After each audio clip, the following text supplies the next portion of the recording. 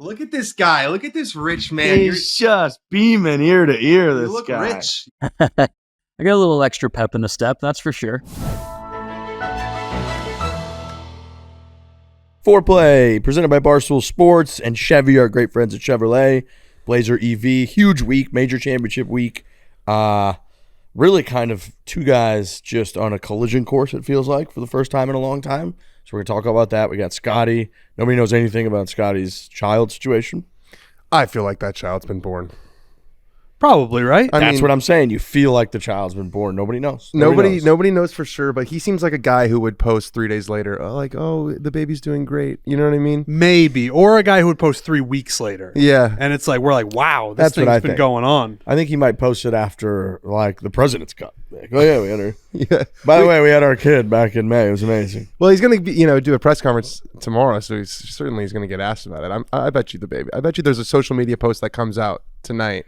I'm not a scientific expert, but you can just induce and get this thing out, right? Yeah, I mean, he's got enough that how it money for works? sure.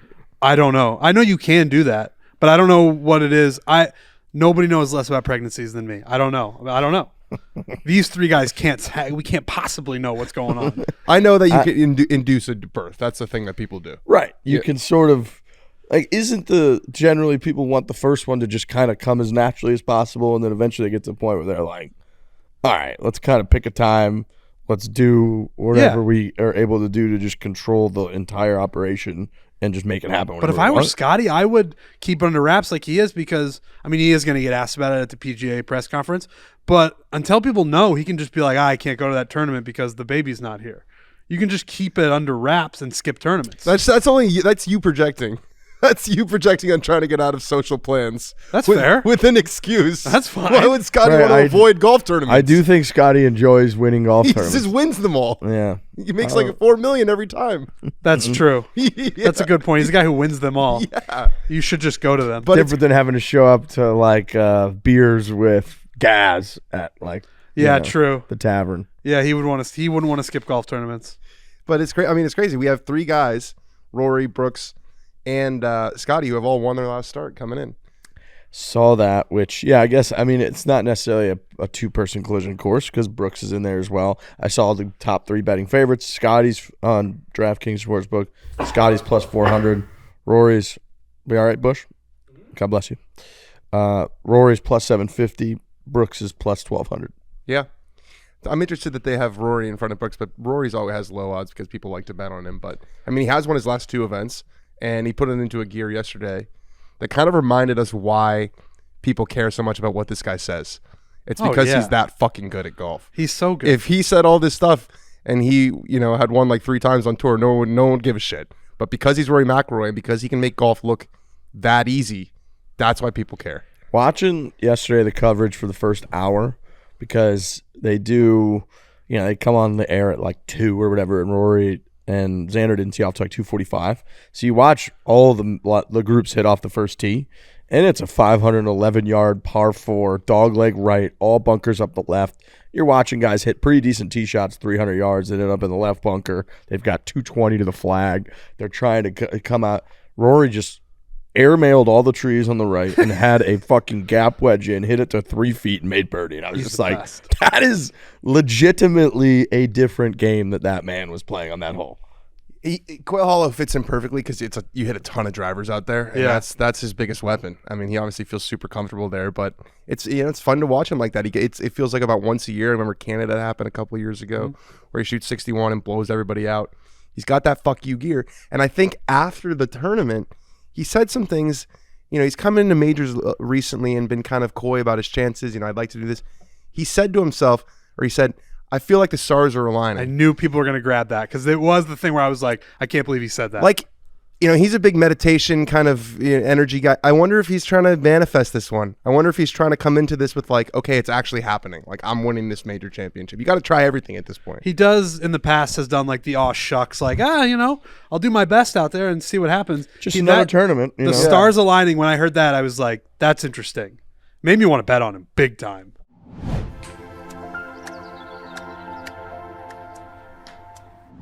This episode is presented by our good friends at Chevy. With golf season in full swing, Chevy wants to help you make the most out of every drive, and the all-electric Blazer EV's bold design and dynamic performance makes it the perfect electric vehicle to get you to the course in style and comfort. Everybody needs a car. We've talked about this ad nauseum. It's true. Everybody does need a car, and you need a car that you can fit a bunch of golf clubs in. You're going to go out there and golf, get a Blazer EV, you and your buddies, swing around the houses, pick them all up in your Blazer EV so you guys can go play some golf together. Helps you get the distance you're looking for with an available EPA estimated 324 miles of range on a full charge. The all-electric Blazer EV offers incredible views with an expansive 17.7-inch standard diagonal display. I feel like a lot of cars these days, it's about how big is the display.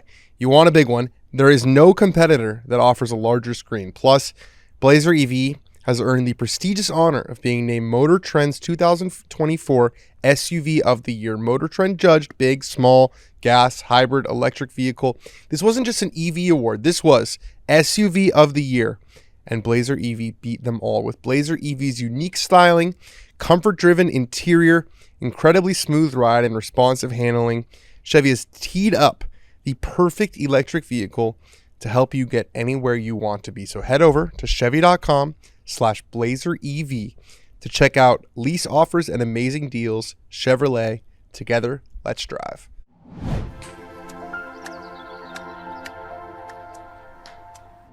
If it weren't for one man named Scottie Scheffler, I know.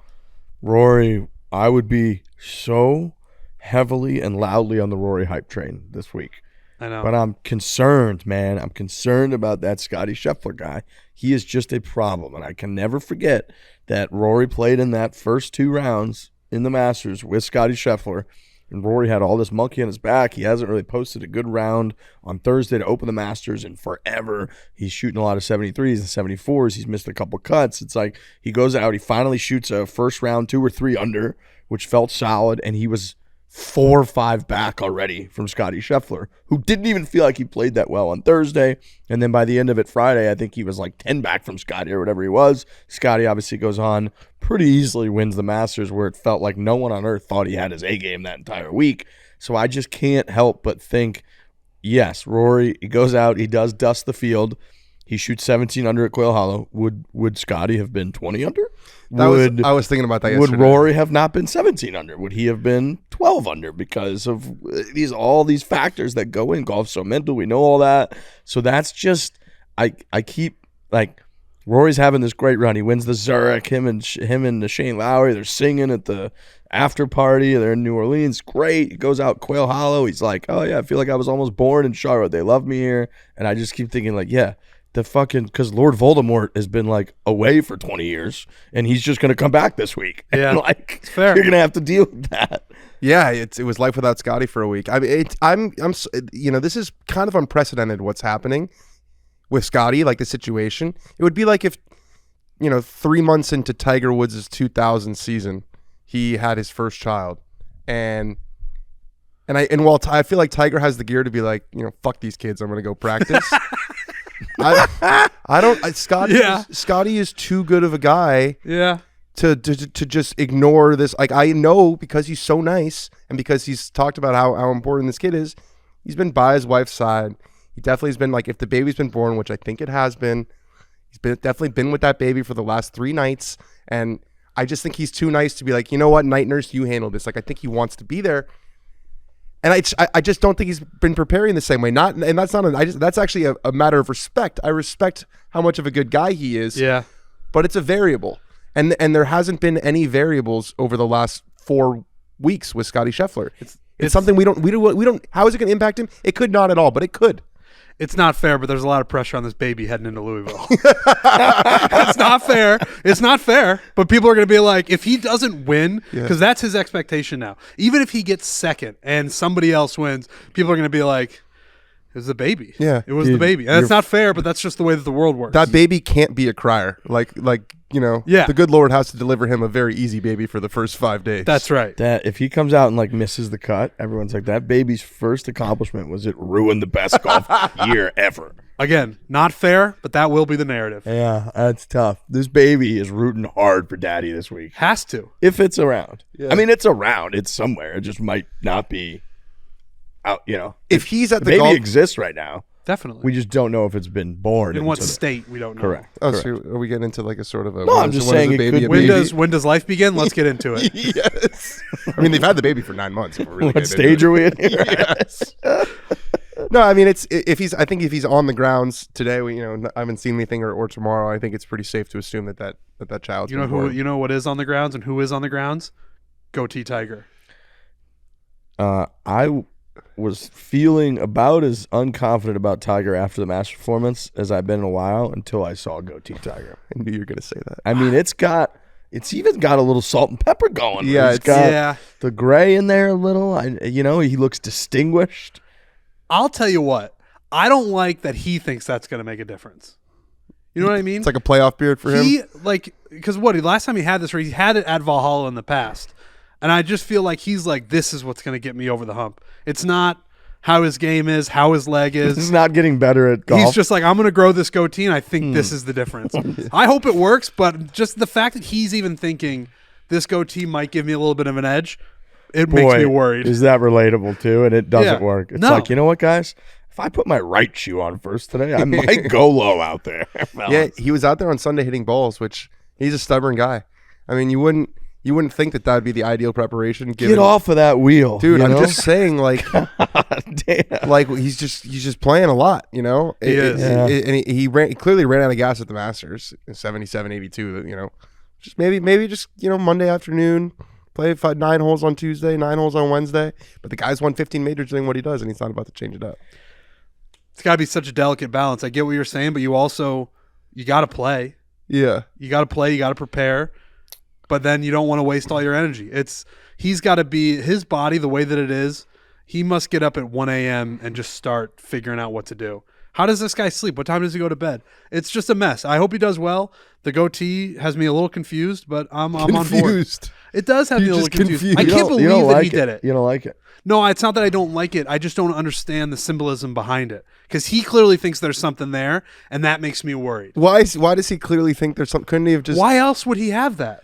Maybe he's got a new woman in his life. Maybe. She No, likes but the goatee. But here's the thing: is that the goatee doesn't come out of nowhere. That is Right. a conscious man looking at himself in the mirror one morning, Correct. shaving or not shaving, and then at some point growing a beard to the point where you decide, okay, I now need to shave off this beard, and during that process, you decide, you know what? I'm gonna shave everything else, but I'm gonna throw this goatee in there, see what it looks like. Looked at it and was like, oh yeah, We got it. that's what we're going with, because it's not a scheduled thing. It clearly was a conscious decision in the moment of, this is what I'm going to try. Oh, that looks great. Here we are. Didn't have it at the Masters. Do you think it's going to be Only there a month ago. by Thursday? When you think it's here for the whole You week? can't take it off mid-tournament. I think it stays. Would yeah. that be more concerning to you if you took it off Yes. mid-tournament? The goatee thing has me on red alert. Yeah, seriously, it's really it's kind of. But it's what Riggs is saying. It's up until recently, he's just been like, I'm going to have a clean shaven face, and nobody talks about it. And I think that the goatee, we've only really seen it in weird off-season times. Like when he was Mac Daddy Santa, I feel like he had it. Yeah. But that's Christmas time. It's not golf season. This is major championship time. You're right. I think he had it in 2014 when he played Valhalla. Is that what you were saying earlier? That is what I was saying. Yeah, and Because Claire Rogers tweeted that. he like almost didn't even play in that. He showed up Wednesday night or Wednesday of tournament week. He had just withdrawn the week before from the WGC Bridgestone, and I don't think he played very well that week. Did he miss the cut? I think 2014. at I don't Valhalla? think the other two people on this podcast are concerned enough about the goatee. You seem to be understanding, Riggs. Danny, I don't think you're understanding. I'm not gonna label it as concern. I'm gonna label it as we need to really keep an eye on the situation. Agreed. Is what I'm gonna say. Agreed. I think there's more to it than Dan thinks there is to it. There's some sort of deep symbolism here. I'll ask him in the press conference.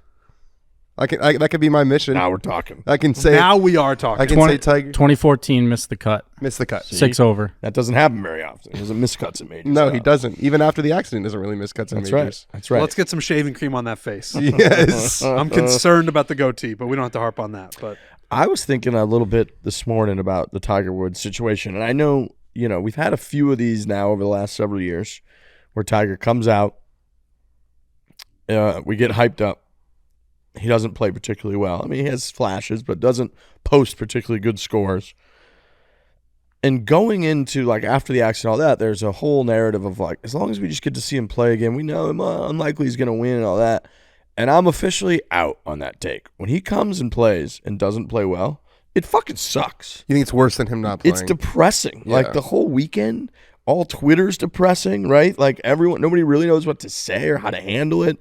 And I'm out on thinking that it's a win that Tiger, we just get to see him play. No, I think seeing him play and play shitty is worse, I think, than him having just never played again. So selfishly as a fan, if he continues this pattern where he shows up a couple times a year, finishes, makes the cut maybe, but finishes way at the bottom or doesn't make the cut, you want him to hang it up? I think my long-term remembrance of the legacy and the man that I watched would be better protected in that situation. What if he just played the Masters every year? Don't hate that. Every year, every April, Tiger plays again. He spends 11 other months preparing, getting ready, conditioning, getting that leg ready, shaving his face, and then he shows up to Augusta in April. And think about how much that would rev up. Golf's starting to come around, the spring's starting to come around, and oh yeah, Tiger's playing his one tournament of the year.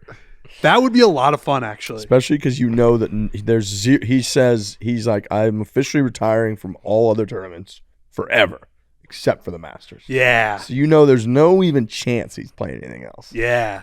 No, I mean it's not impossible that is the case in a couple of years. A lot of these guys, the last major that they play is the Masters. For sure. They want to go out with it. I think it's just so interesting that he's never going to play probably. I mean, besides his own event, another PGA Tour event, and he's like VP of the PGA Tour. So I guess he's just moved on in that scenario to being a full-on executive, because apart from the majors, there's really not much that's going to happen. This year he played what, 20-something holes at the Genesis? He played 1 round in 7 holes. Last year he played the Genesis. Mm-hmm. And then did he WD? No, he played 4 rounds. All 4 rounds. Play. Yeah. The weekend, Saturday, he played really well. Actually. Saturday, he shot 4 or 5 under, yeah. Those are the only 2 PGA Tour events he's played in the last, since the accident. 3 years? Yeah. Yeah, I guess the writing is on the wall. If you really look at it, I mean, you listen. We're not that far off from that. That's right. Right. And if you listen to the press conferences that he did, he said the once a month thing, which he clearly meant once the majors start, he's going to play once a month for 4 months and then be done. That had to be what he meant. I think so. And now he could just change that to I'm going to play once a month every year in April, from beginning of April to the end of it. Yes, dude. I mean, you are right that we're not that far. I mean, he's probably going to at least attempt to play at Riviera every year just because it's his event. But like, we're down to it already. Like, it's already just the majors. Just cut 3 out. You don't have to travel to the UK anymore, and just go to Augusta every Worried year. about that UK travel, man. It's cold over there. Unpredictable. Any chance he just skips it? I don't think so. I mean, I don't think so this year. He seems to be really wanting to play it. Yeah. I mean, I didn't realize Pinehurst. I thought, maybe he skipped the U.S. Open because he hasn't played the U.S. Open in recent years. Pinehurst, he finished 2nd and 3rd. He's almost won there. Yeah, he's got a good history See, then there. things like that. That's the problem with a guy like him, where he has such good finishes everywhere. You're like, well, You're if like, he well, plays there, he could play over. Kind of a flat walk. He missed the cut of Valhalla in 2014. He won the tournament in 2000. So, that's the thing. There's such a glimmer. There's such a history with the greatest golfer of all time at every tournament that you're like, well, he should probably play there. I mean, he knows the place inside now. It'd be crazy if he skipped that. Oh, shit.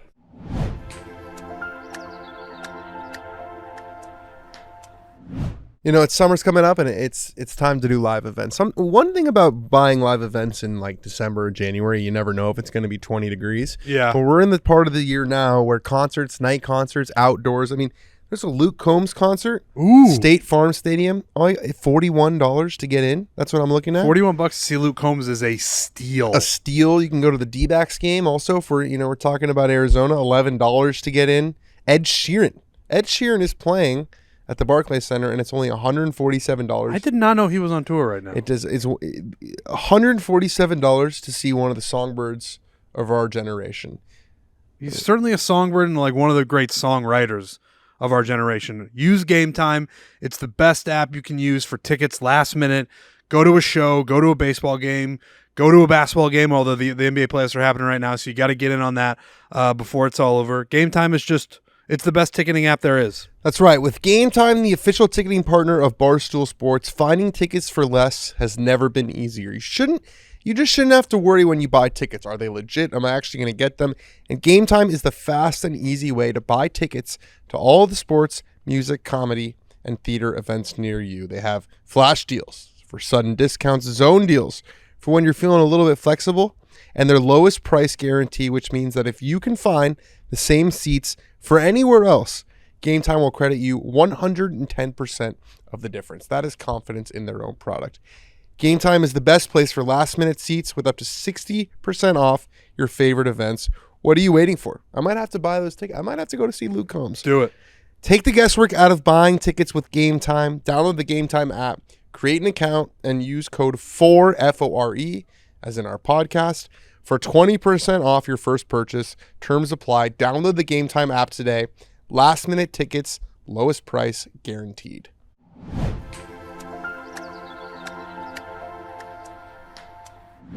All right, we got a couple announcements. We've got video Minwoo Lee.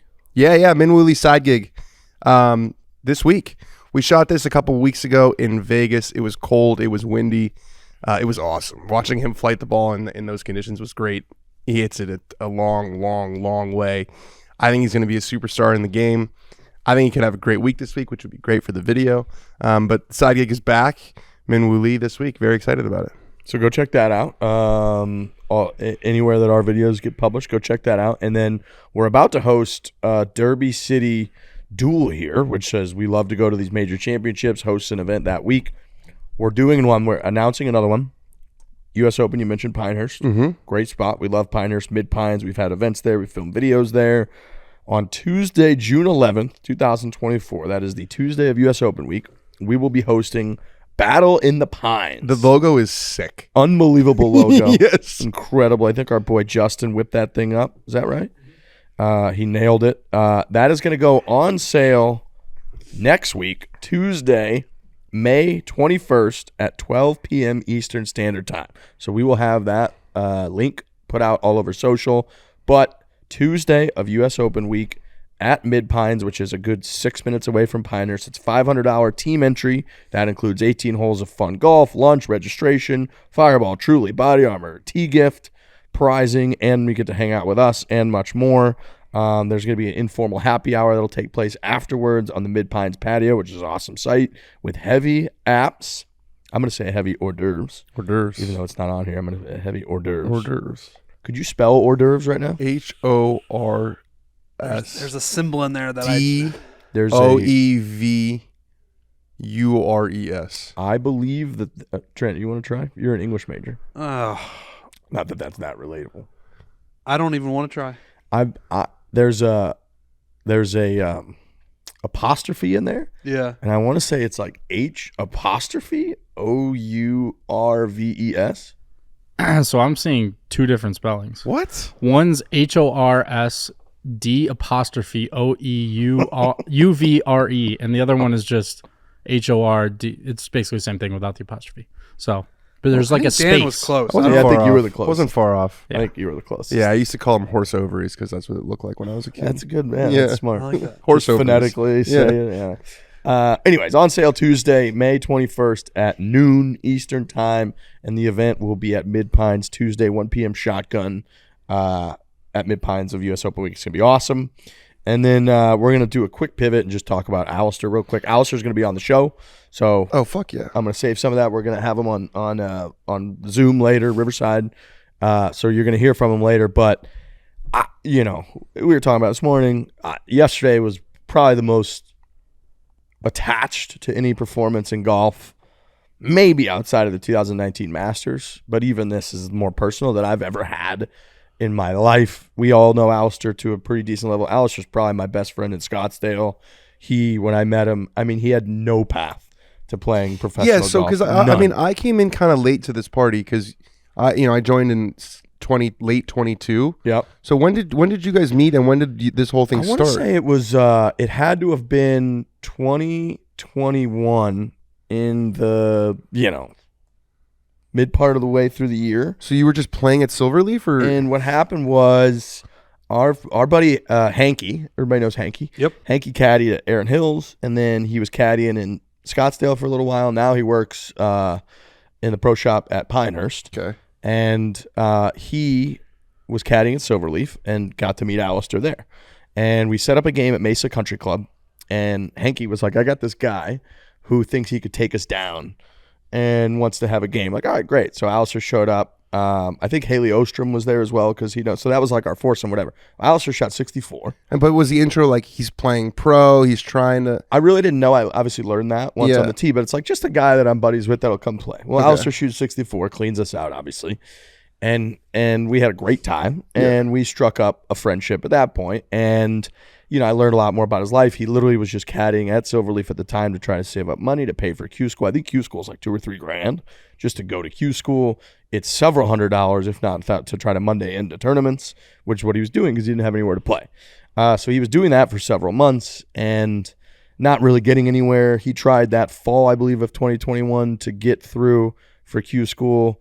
Didn't get through. So then all of 2022, he was trying to Monday into events. He was up in Canada for a little bit, I believe, and he really wasn't. He didn't have anywhere to play. And so he had a Nike deal at the time that whatever it was, a little Nike apparel deal, that was ending. And so he kind of hit me up. It's like, is there any way Barstool will sponsor me? I was like, we've never really done that before. I don't really know what that looks like, especially if you don't have anywhere to play. Like, I got to think if we're going to get anything out of this. Whatever, we got to figure that out. Well, then going into the fall of 2022, which was when he went to Q school, started from first stage, got all the way through.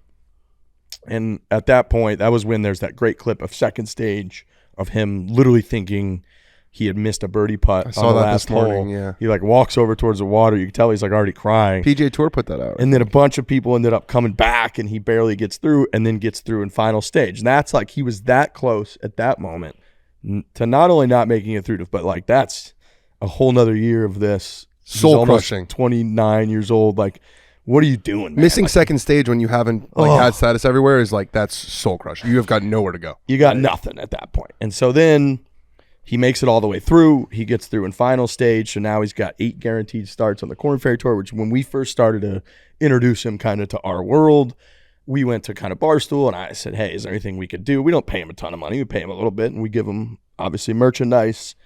And we kind of were like, yeah, why don't you rock all of our stuff? It's cool because we can give credibility to like our stuff that we've got a guy playing professional golf that wears our gear and he's a great guy. It's a fun story, fun thing to follow, whatever. At the time, Alistair too was doing, it's expensive to play professional golf. And so he's got his mom, who was his momager, who kind of came out with an entire list of like down to the cent of flights, hotels.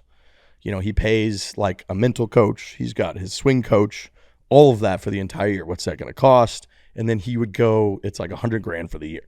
And then he would go around and legit play different rounds of golf with people. $100,000 for the year. For a whole year. Let that sit in for people. It's a lot, man. $100,000. It's a lot of just cash. That's post-tax income. Whatever you've made, you got to just give out $100,000 to just play. And that's his caddy fee. That's his, for his couple different coaches he's got, for his access to like a gym, right? Like his access to hit balls somewhere. To be like a functional professional golfer. Yeah, and then he's got to take dozens of flights. He's got to get rental cars. He's got to get hotels. He's got to get food. He's got to get the whole thing. Exactly. And it's down to the cent. It was like, whatever it was. It might have been like $101,782.15. Like she legit had it down I like that. to the cent. And so he then would go around and play rounds with people around Scottsdale, networking, trying to essentially like come up with that money. And a lot of it, like different deals where people would. And so I finally said to him, look, stop doing that. You're not focused on golf at all.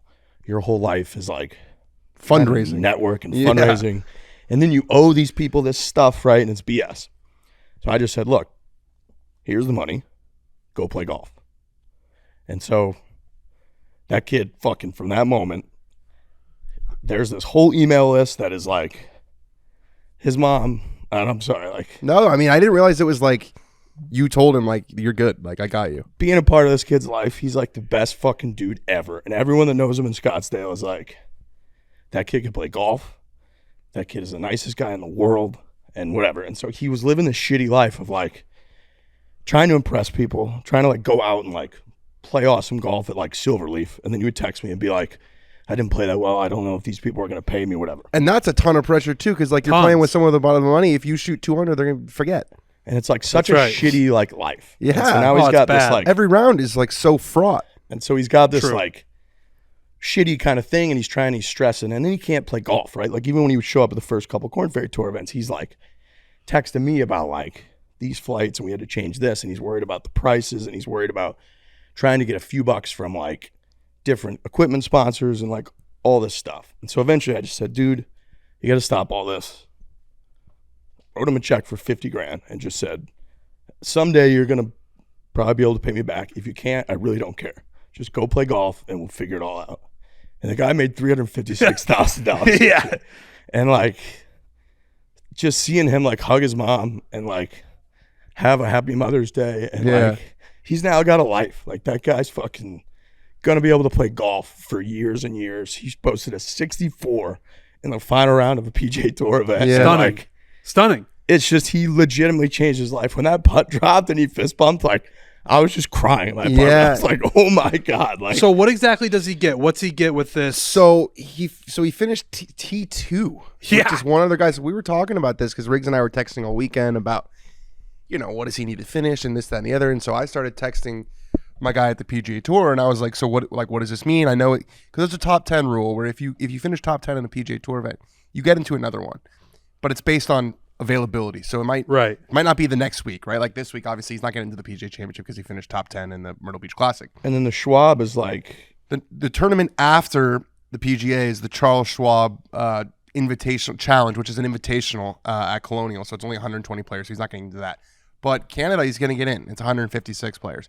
But we were talking about this. When he finished, I think he was T2. He immediately dropped to T3. And we were kind of thinking, because the scores were like, 15, 16 under par, you're thinking guys are going to pass him because they have a couple holes left, 5 holes left. But it never quite works that way because it's ass clenching time. These guys get nervous. Every player, they're trying to protect points, and it's just a different mindset. And guys just started to go the other way. So he finished T2. So he gets $350,000. He gets into the Canadian Open.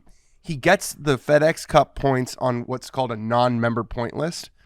So for all guys who aren't members of the PGA Tour, there's a non-member points list. They're not official FedEx Cup points, but there is a list of non-member points. When you get to a certain threshold, when you reach whatever number of non-member points it is, he hasn't quite reached it there, you get conditional status. And what that means is basically you can get unlimited sponsors exemptions. So you can play as much as you want on the PGA Tour. You're no longer bound by the 7 sponsors exemptions max. Gotcha. Which for Alistair, it's different. Some guys, like, that's huge for them because they just turned pro from college and they're going to get these sponsors invites. Whether Alistair gets them or not, I don't know. But with Canada, he now has an opportunity to get more non-member points. And if he gets, a certain threshold of non-member points, he could get a PGA Tour card that way. If he finished like second in Canada, he has 140 FedEx Cup points right now. He could get another 300 whatever FedEx Cup points, and then he could get his PGA Tour card that way. So some guys have gotten their card by they play good, they finish top 10, then they finish top 10 again. This is what Will Zalatoris did a couple years ago. He finished top 10 in the U.S. Open. He got into another event. He finished top 10 in that event. He got into another event. He finished like 12th in that, and all of a sudden he had enough points. Wow. Got it. So he can get his PGA Tour card if he has an opportunity now to keep it rolling, basically. Sure. So it's a life changer, and then also like the cash. I Dude, mean, cash is he's huge. made 21. He's made nothing. He made $21,000 in 7 starts this year. So that's $3,000 a start before you pay your caddy, before you pay for flights, before you pay for hotels. Like, he hasn't made a lot of money this year, and that will make him breathe easy for a long time. And it's crazy. I know, like, because we typically, when we watch professional golf tournaments at the end, it's a lot of like pretty rich guys fighting for more rich money, and it's not that big of a deal. And dude, like him going from potentially, like we were saying, all those guys at the end, all within that shot. Like if he finishes T7 versus like he finished T2 with one other guy, that was looking like that was the difference between $356,000 and like $110,000, which is like so different. Everything. And that's so the different. last hour of him just sitting in the clubhouse.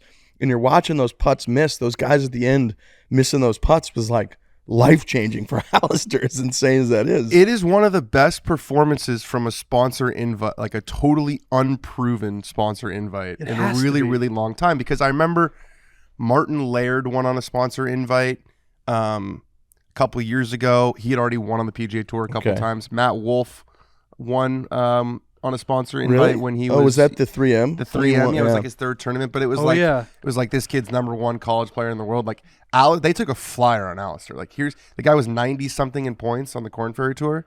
And he gets this invite, and he finishes fucking second in the tournament. The guy who won, Chris Goddard, is a bona fide superstar. Nicholas Award player, like player of the year at Oklahoma, had 1 year on the Corn Ferry Tour through no problem. Like Alistair beat everybody except for 2 guys. One he lost to, and one he tied, and they're all like PGA Tour players. And I think out of all of it, I think the biggest part is that like his mindset. Has to like be. Knowing he said it afterwards. I loved what he said, and it's something that, and again, like a big part of the reason there's a bunch of people that support the shit out of that kid. And the biggest reason is because he's the best dude ever. But another part of it is people watch him play and are like, I don't think people are watching this. Like, look at this kid. I think he led the field or was second or something in strokes gained off the tee. He is He unbelievable is. how good he can be at the game of golf. And he clearly has something. Dan, you and I talked about this last week. He's clearly got something because about big stages that clearly allows him to focus in and tap into his Glen best Club. golf. Because what's that? At the Glen Club, like our event, that was his best finish. That was his best finish, was the Glen Club last year's best finish on the Corn Ferry Tour. And then when he's gone to Q School, the final couple stages, if you remember, Scottie Scheffler himself last Masters was talking about, they're like, what's the most nervous you've ever been? And he was like trying to close out getting my spot through Q School. Yeah. And he's like, I had this chip on the last hole. It's the most nervous I've ever been on the course because you're playing for your life. Alistair's been in that position 2 years in a row and played his best golf and gotten through. Yeah. And then at the Glen Club, which is the biggest one, he plays well. And then this week on the PGA Tour event, it's like he hasn't played that well in a Corn Ferry Tour event ever. Dude, he goes out there and he's, I'm like, dude, on closest to the pin, I did how many birdies is Alistair going to make on Friday? I don't know what the number is, but I was legitimately nervous doing it because I didn't want to like put more pressure on him. I know. But I want him on the graphic because I want people to know that he's It playing. was 6. That's fucking so many birdies. That's a lot of birdies. Like, how many did he make on Thursday? Thursday had to be like might have made 7 like or 8. Dude, Let's see. But so you're right. Like when he gets put in these positions and that he plays well, that 7 on is- Thursday. To have that in your tool belt is enormous, dude, it is, and it makes you realize that it can be a drag out there week in and week out. Yeah. Even on the tour, even we were talking even at the Myrtle event on Tuesday, being out there on site. We had a fun group. It was Joel, it was Brandon Wu, who's awesome. We had him on the show and we were kind of reminiscing about some of that. And Alistair. And like even then there's no crowds out there. It's hot, it's humid. And it's like these guys have been on the road. And it's like even on a PGA Tour event on a Tuesday, it's like easy for guys to be dragging. And I'm just thinking about Alistair being out there on the Corn Ferry Tour in like Knoxville or wherever the fuck they are. And you've had a couple bad starts in a row and it's week 3 and you're kind of like, it's hard to get up for it. There's no fans. And that sounds ridiculous because you fought your whole life for this opportunity, but I can see how that can happen.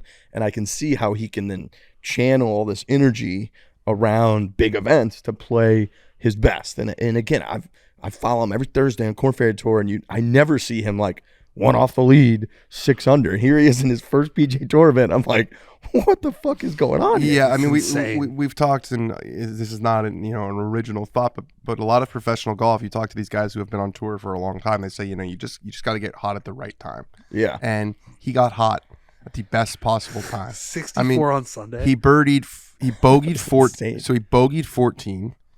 He birdied 15. He birdied 16. 17, he like short sides himself on the par 3, short right of a bunker, pin back right. Did you see the shot? I only saw it on Tourcast. I only saw it on Tourcast too, and it was our buddy Dan Snowy who was out there. Was like he short sided himself. He goes. He must have been like a miss hit. He was updating every shot. He goes, the only place you can't miss on 17 is right. He missed right. And we were like, oh no. And he got up there and he's like, luckily it looks like he missed it so short that he actually kind of has a shot, but it's not easy. And then he hit it to like an inch. He hit it to like 18 inches, makes that, and then he birdied 18. Like that took so much guts, and that birdie was, like you said, probably worth a couple $100,000, which for a guy who's not thinking about it, they're not that bothered. Some of these guys playing an opposite field event, they wish they were playing Quail Hollow. For Alistair, this was everything, and for him to deliver like that, I can't even imagine. And then you're right. Afterwards, they asked him, what'd you learn from this week? And he said, I can do it. Like I can do it. Huge. And that's because you're right. I mean, he's played on the Corn Ferry Tour, but he's never really contended on the Corn Ferry No, he really Tour. hasn't. And so you're probably wondering, like, do I have what it takes to compete with the guys who graduated, all this stuff? Like the guy he played with on Sunday, Max Grazerman, graduated from the Korn Ferry Tour last year, and Alistair just dusted him on Sunday. And he's had a better finish now, apart from Knapp and like Ben Cole. I don't know that most of the guys who graduated have had a better finish than that. So he's now telling himself, like, if I can do it on that level, it'll probably translate to the Korn Ferry level. So it was a career-changing day. And I was nervous after Saturday. Shot even par on Saturday. And we've talked about, like, he's gotten off to good starts before. Mm-hmm. I was worried he was going to shoot 2 over. And, if he shoots 2 over in that round, he tumbles to like 40th. Right. But instead, he came through with 7 under. 7 under, and he was in the right spot where it's like he could go out. We talked all this about Saturday with our whole crew that we play with. We were all having drinks, and we spent 2 hours just being like, all right, what's he gonna do tomorrow? Yeah. Like we're doing the whole thing, and we're like, dude, I think he's in the perfect spot where like crowds won't be swelling yet. He kind of gets out in front of the wave of nerviness. He could post a score, and then sure enough, that's like exactly what he did. And to be able to do it too, I don't think you can overstate like. The crowds out there were great. Yeah, it looked good. They set like a record, I think, for an opposite field event or something I saw with the crowds. So now all of a sudden, you've never really played in front of many people, like ever. Because that's just not like Korn Ferry Tour events. Even the Glen Club, which I thought we brought a little juice to that. It's not like there's a ton of fans out there. No.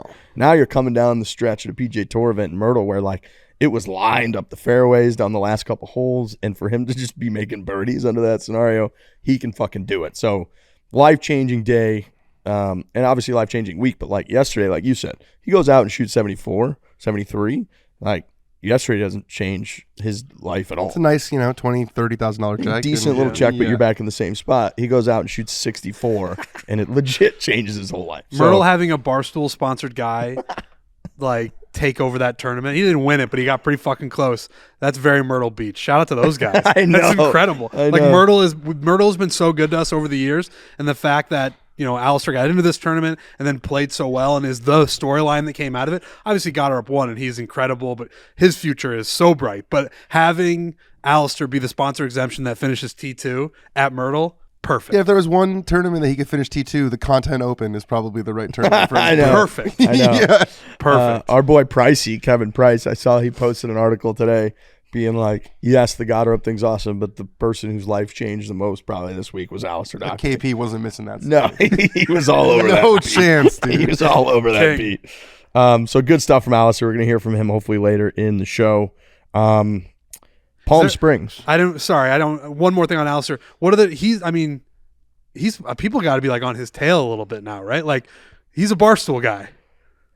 Yeah, I think so. Okay. What do you mean by that?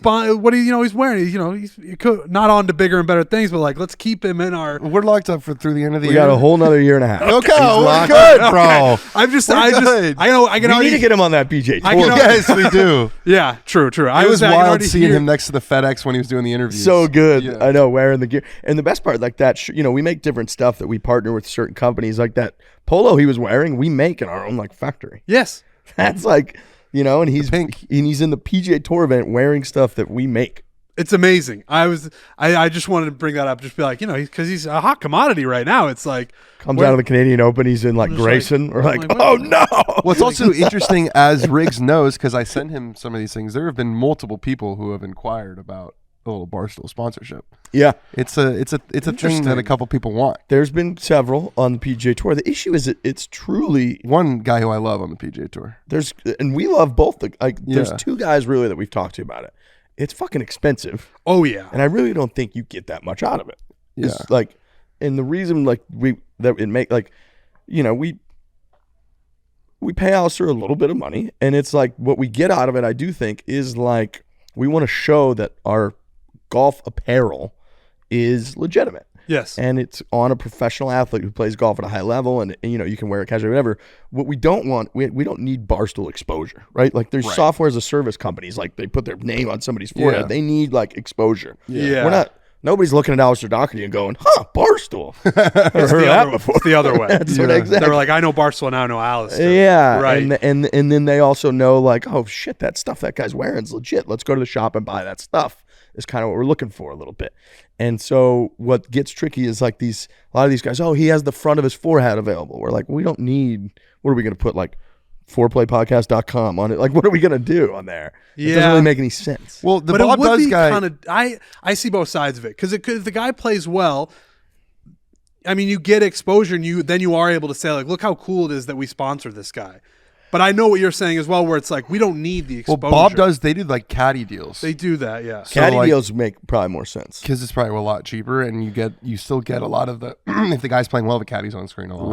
Right. But it is like the players are like hundreds of thousands of dollars. Yeah. Well, yeah, because also we don't need You know them what for I'm like, saying? and one of the reasons, a big reason, I get this question a lot. You know, why does this company that doesn't even sell products to consumers, why are they advertising on like Workday? Like, who sees Workday logo on Rory's bag and is like, fuck, gotta get Workday. Let me start a company and then we'll go Yeah. B2B with Workday. Yeah, so a lot of it is they use it for corporate days, right? They use it for like, Yeah. they have Rory McIlroy or they have, whatever PGA Tour player out at their event. Like, that's not really our thing. Yeah. So it doesn't. It is we don't get a different. lot of the benefits that would come with it, like a normal company. That's fair. Yeah. So yeah, but it is when that fucking guy's up there in the interview room and he's wearing the stuff that we sell on our site. I'm like, that's legit. Yeah, that was awesome. That's so legit. That yesterday is kind of what you do it for. Exactly. It's a huge story. And you do it not even thinking that yesterday could happen. Like, No. that's like a dream scenario. Awesome. Dream Just scenario. an awesome day. Awesome day. Awesome week. Great work from Alistair. Yeah, he played unbelievably well, which was sick.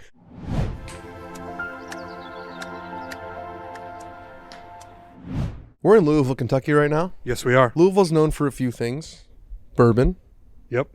and horses. Yeah. The art in my hotel is all horse racing. That's what I would expect to see. all of it. I very much felt like I was in Louisville. Well, Trent Ryan, you should sound the trumpets because it's horse racing time. So saddle up for action with DK Horse, an official DraftKings affiliate. Right now, new customers who download the DK Horse app can get a 100% deposit bonus up to $250. Just deposit $25 or more and complete the playthrough requirement. Wager on your favorite horses or just a horse with a cool name. I feel like I kind of bet on horses with cool names. Yeah, that's fair. Then watch the races live right in the app. It's a one-stop shop. You download the app, you get a 100% deposit bonus, and you get to watch it right there. That's cool. You get to watch it in the app. That's nice. That's really That's nice. the next step. Yeah. So download the DK Sports app now. New customers get a 100% deposit bonus up to $250 when they opt in with code FORE, like our podcast, FORE, only on the DK Horse app.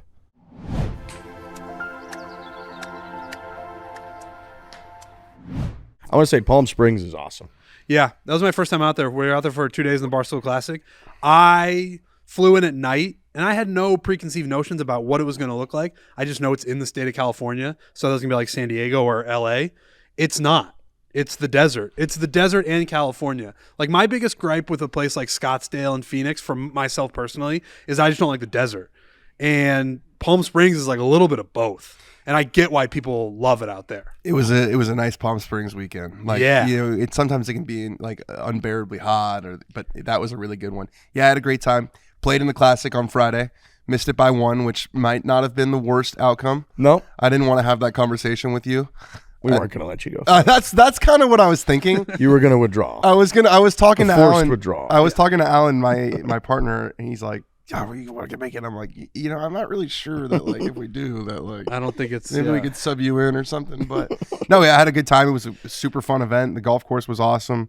The backdrops of those mountains were really something special. It's stunning. Yeah, I felt like I was saying this to people. I feel like I woke up on a different planet. yeah, it's really awesome. Because I came from whatever New York, again, flew in at night, and I just figured I was going to wake up and like see palm trees, and I did see palm trees, but I also saw huge mountains. yeah, I think East Coast and Midwestern folks, we don't really know much about Palm Springs. None. yeah. It doesn't keep like a very big profile. No, it doesn't really pop up on our radar because I understand now that I've moved out, people are very into Palm Springs. People yeah. from Phoenix go there a lot. It's kind of part of like the ethos of like where it's part of the vacation rotation for a Yeah. lot of people out there. The rest part of the country, you're like, I've heard of it. I don't know. Is that like part of LA? What is it? Yeah, there's like 100-something golf courses in that like county. It's a You get there, and the mountains are more. They're just bigger there. They're like right They're on there. top of you. Yeah, where we stayed. Did you guys stay at La Quinta? Oh, yeah. Yeah, I mean the grounds of that place. Besides being the most confused, I couldn't find my hotel room for 25 minutes. It's a bit of a maze. Besides that, the grounds are like impeccable. And they also filmed a season of The Bachelorette there, Tayshia Oh my God. and Claire. That was the COVID season. Come on. That's a COVID season, which I didn't realize because I had thought Alex Bush and I were talking about They this did in the COVID car. season in California. They did a COVID season. Can't They believe they allowed Katie it. Like a Thurston's Katie Thurston's season was in New Mexico at a La Quinta, and I just figured they were all there. And then Alex brought it to my attention that they did it at that Palm Springs one. It's an incredible location. Yeah. It's hard to explain. It's not a hotel. It's like all these different villas. Yeah, It's cool. Yeah, it is a really. The grounds are awesome. It's historic. What did the lady call it? She called your Casita. I think casita. Casita. Yeah. That's What a is big- that? A little small house. Okay. That's Casa is house, so That's a casita is great- small house. it's a a great- big California word. All these golf courses that have places to stay, they have casitas. Palm Springs is phenomenal. Yeah, Palm Springs, special spot. special spot. Loved to be in there. Great couple days of the Barstool Classic. Yeah. And next up, we're in Gamble Sands on Monday. So was me not being able to play because there's like funny business going on with like handicaps, or is more just like I got to work during the finale? Or it's not for us, it's for other people. No, it's because it would be taking the spot of someone who actually paid to like play. Got it. You know what I'm saying? Understood. Yeah. What if I It's still like we what if I sure? retroactively Nope. paid the fee? No, it's a little too. You're too close to it. Okay. Right.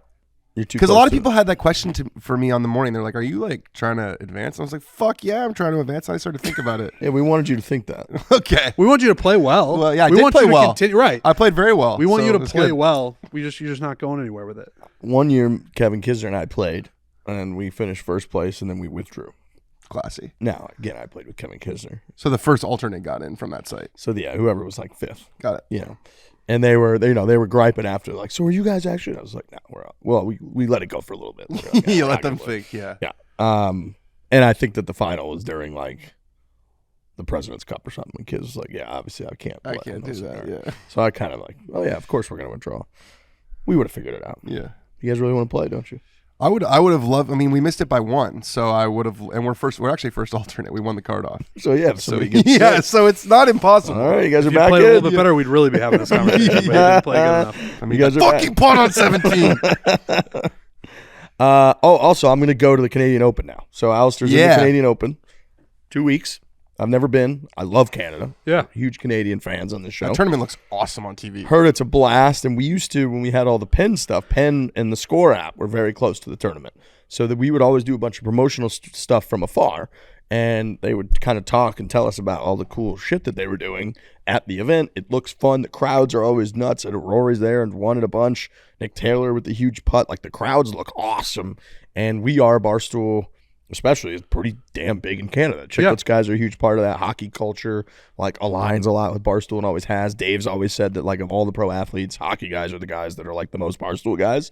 And obviously that's a lot of Canadians and all that. So I'm fired up to go there. We got Barstool Classic Wednesday of that week in St. Louis, right across the street from where I grew up, that I'm hosting. And I will be at, obviously. And then that next morning, I think I'm going to fly to Canada for the RBC Canadian Open. So I need recommendations from people that are listening.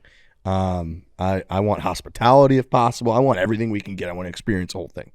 I had a couple people asking me questions about, like, does this impact his Corn Ferry Tour points? It doesn't. He doesn't get the points. Which is insane. So, like, yeah, do you feel like they That seems nuts. But it's a tricky one, because then if you have guys, like, that's the way you keep the Corn Ferry Tour alive, I guess, is like you have to play in these events for a year in order to, like, you know what I'm saying? Otherwise, but guys the will just be thing- going every time they want to. The thing that was annoying to me is that he didn't get Corn Ferry Tour points, or he didn't get FedEx Cup points. Well, he gets the non-member points, but that doesn't really. So right, but when I looked at, like, the list of the FedEx Cup standings, like, he's not on there. He would be on there if he got temporary membership. But yes, you're right. He doesn't get it. So I was like, so he essentially is, like, playing in no man's land, which seemed a little ridiculous. And, like, I could see him getting, like, if there's no Corn Ferry Tour event that week, I feel like the points should be transferable. Yeah, they made a rule for the U.S. Open because Corn Ferry guys were qualifying for the U.S. Open, playing well during the U.S. Open, and there was a Corn Ferry event that week, and they found a way to be like, all right, if you make it to the U.S. Open and play in the U.S. Open, they'll apply those points or some sort of So what's like mathematical. The crazy part for me is that, right? Like if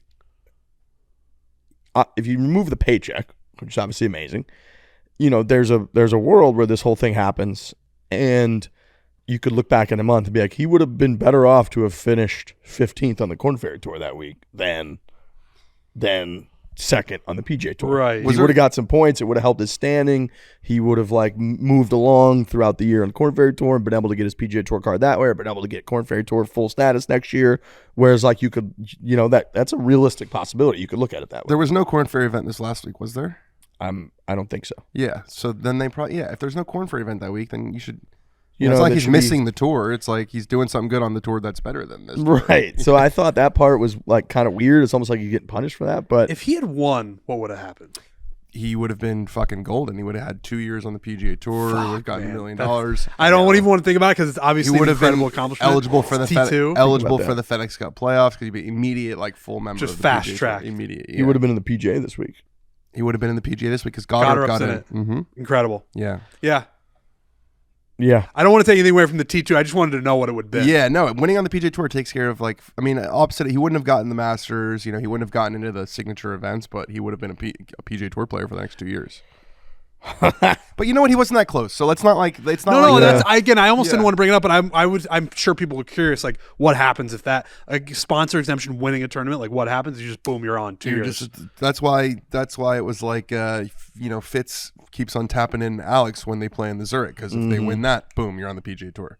Oh, Yeah. that's a little shake and bake action. Exactly, a little Which a lot of the deep golf Twitter people are not happy about. That I don't know about. I mean, Well, Alex is playing well now. Alex is doing good on the European Tour, so but the first year it was You're a little dicey. close to the family. The first year was he was 700 in the world. It was a little dicey. Yeah, that was. Remember he was going out there spraying it all over the place, Yeah. and then they finished top 10 or whatever. Yeah, they finished 11th.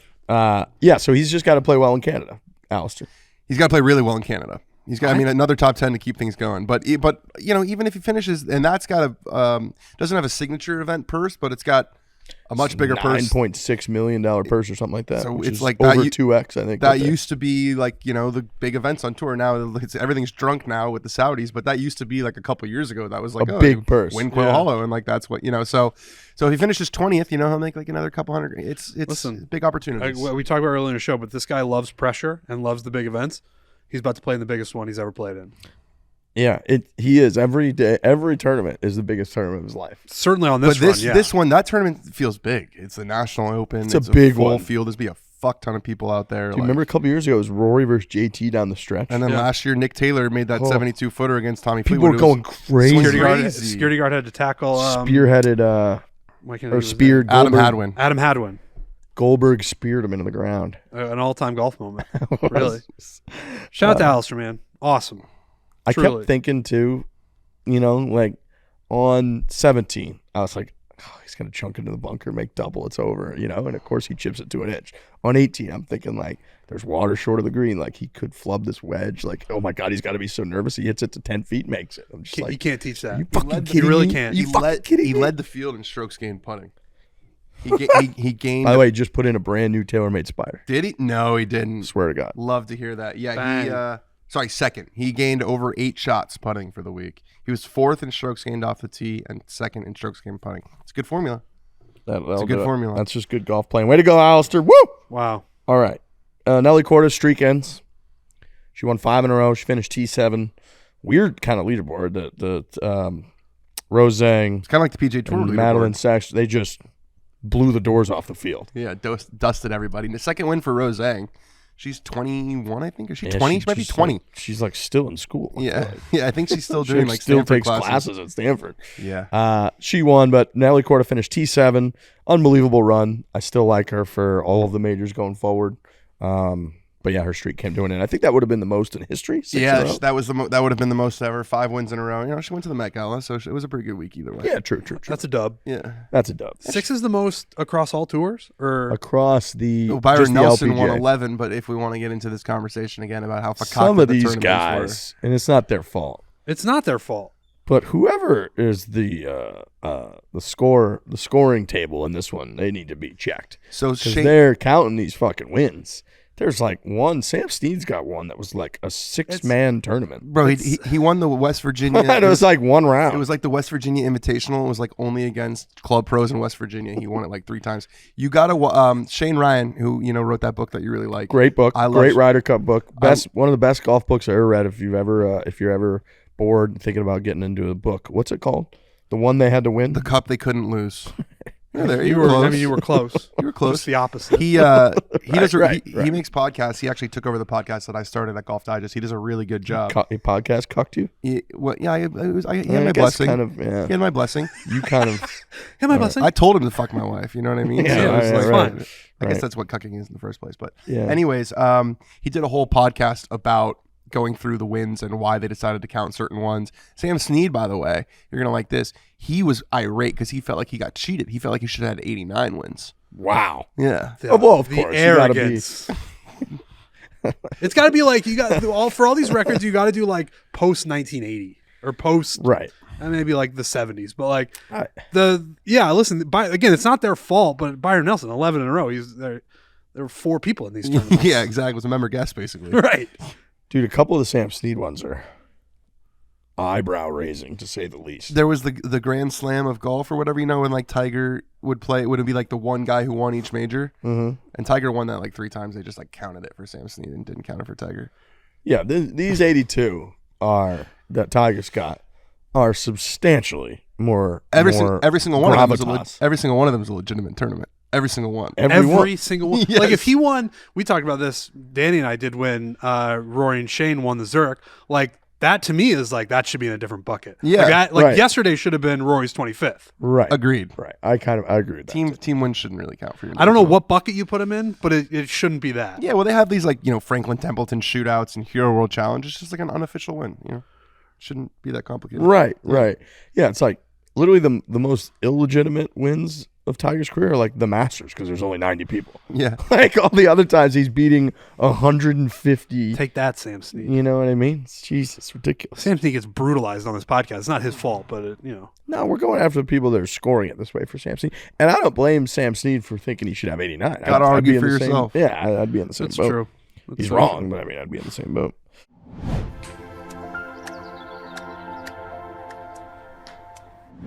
When you travel, do concerns back home nag you? Did you lock up? Did you leave a window open? This is actually a thing. There was a burglary on our street not long ago. Yeah, and so there's like this group chat that Emma's in now that's like about protecting the neighborhood, and so you got to get Simply Safe. It might be Simply Safe Dude, time. So Frankie, homeowner, Riggs, homeowner, Trent, not a homeowner yet, but the homeowners of the group, everybody's got Simply Safe. You have to. I think I have to. If you are purchasing a home, you have to protect everything that's in it. Simply Safe is the way to go. The peace of mind is priceless, and that's why I recommend investing in Simply Safe home security today. For award-winning security and peace of mind wherever your summer plans take you, Simply Safe was named Best Home Security System 2024 by the U.S. News and World Report, and Newsweek ranked it Best customer service in home security. Whole home in protection. Sensors to detect break-ins, fires, floods, and more, and a variety of indoor and outdoor cameras. It's backed by 24/7 professional monitoring for less than $1 a day. And let me tell you something. That peace of mind of knowing that your home is safe, that is worth well more than $1 a day. No contracts and a 60-day money-back guarantee. Simply Safe has given me and many of my listeners real peace of mind. I want you to have it too. Get 20% off any Simply Safe system when you sign up for Fast Protect monitoring. Just visit simplysafe.com/foreplay. That's simplysafe.com/foreplay. There is no safe like Simply Safe.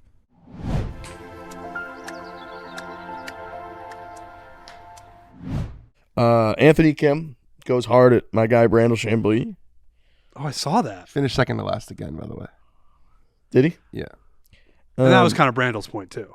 Brandel's kind of like, well, so was he responding to Brandel initially, or was he just mad? And No, I think he was just mad. He tweeted Ramble Chambly. Ramble Chambly. not bad. you're such a pussy for beating on your chest and basically saying never retreat and hypothetically retreat.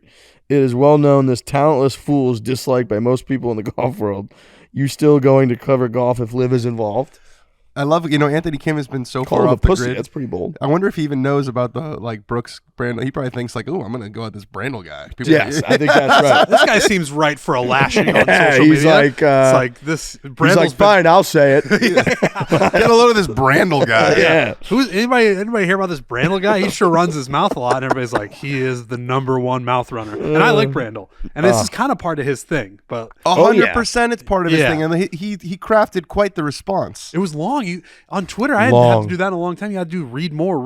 Yeah. It was really long. Long. Basically being like, Anthony Kim fucking play better like he used to play. And he also said like. Dang. He was like, the irony of you sending me this tweet, like after talking about your daughter and then calling me a female body part. It was like, ooh. Sometimes Brandel gets into those areas where like that's where he loses some people. Where you're like, I get what he's saying, obviously, but like people can call each other pussies on the internet. That's kind of that's not going anywhere. I don't think. But no. He did. I mean, I think what AK was referring to is Brandel did, kind of pull the Rory McIlroy 180, right? Like Brandel was like, these people are horrendous. These guys sponsor, the killing of journalists and they're murderous dictators. Yeah. And then he said on Golf Channel that they should make a deal.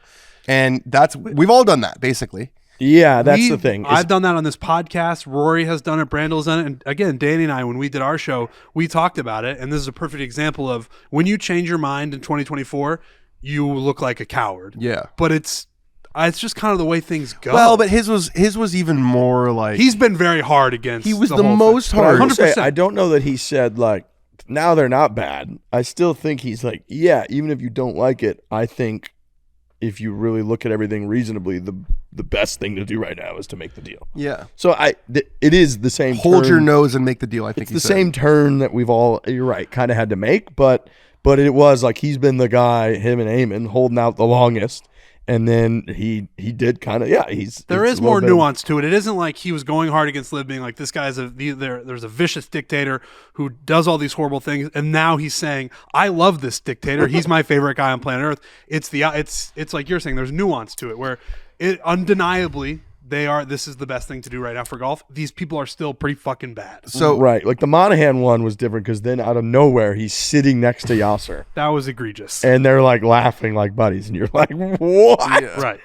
It'd be like if Rory showed up at a presser was like, "What's up, guys? This is Yasser. He's mad chill. Like, I really like him." Right. Rory's on the same line that Brandel is essentially. Yeah. Monahan, that guy. So tough. a little bit of info on this ongoing negotiations. I got a little scoop action that I believe Jimmy Dunne, who was really, everyone knows, Augusta member, Seminole member. He was sort of the architect of the framework agreement.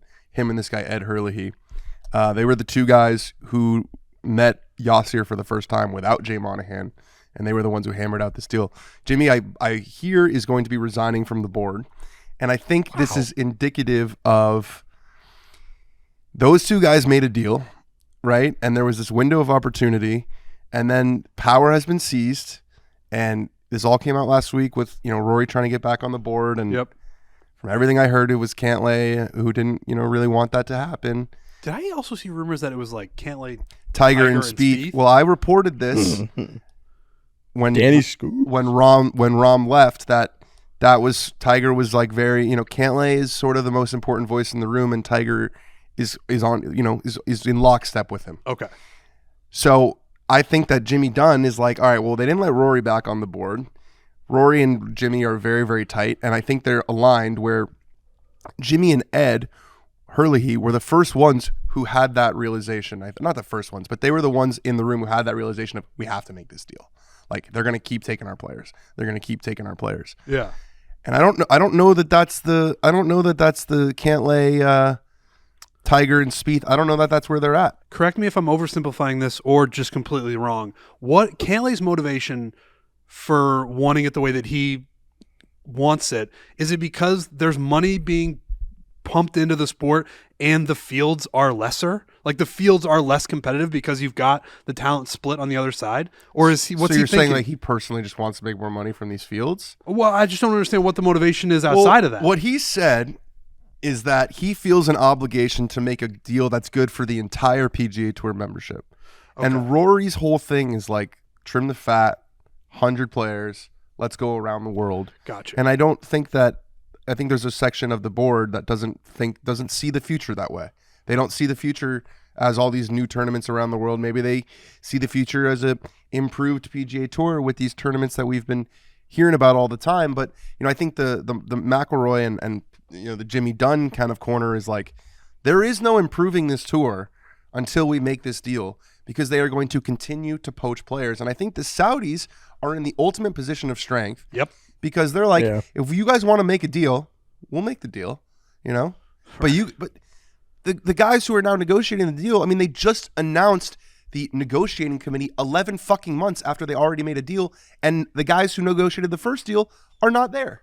And so they're probably like, what's going on with these guys? There's nothing these It situations... seems like a bit of a clown show. For sure. There's nothing these situations need less of than more committees. It's just... They love making committees. Yep. Let's make a committee. It's like people It's company. Michael Scott being like, let's have a meeting. Yeah, exactly. It's people who make meetings just to have a meeting. You'll love You this. don't actually get anything done. Right. You just meet to meet. You'll love this. I've spoken to Jimmy, over the last couple of years, not super recently, but I've spoken to him, and then one of the things he said to me was, the enemy of all deals are time and people. 100%. Yeah. And Certainly people. In the last 11 months, they've shuffled in a handful of different people, and it's been 11 months and nothing's happened. You got to start from scratch then, right? They're basically starting from scratch, and that's what Tiger said at the Masters. He was like, they said, do you feel like you're closer to a deal? He goes, I don't know if we're closer to a deal, but we're moving in the right direction. It's like, what does that mean? That means like they literally just like met each other. They met. Basically. Which is, it like the show Succession. It's like whenever they go off to these like islands with these other big megacorps and they just like have dinner and all meet. It's like they're doing that, but they're doing that every 3 months with a different group. Right. The difference between that and this is the thing that this is attached to has a fan base. And like in those Succession worlds, they're moving so much money and there's people meeting that people never even hear of and nobody cares.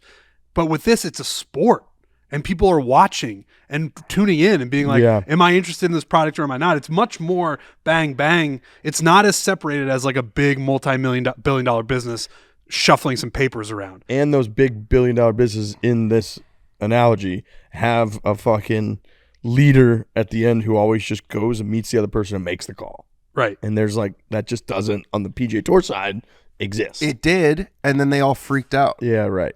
They delegated the power to deal makers, and then the guys made a deal because you're never going to get consensus with a member organization of 200 people, no. because the deal that Rory might want is not the deal that a Nate Lashley or one of these rank and file guys want. So and that's what Cantlay said. He's like, my obligation was I represent the entire member. It's just a really it's complicated. There's no simple answer because it's a member-run organization.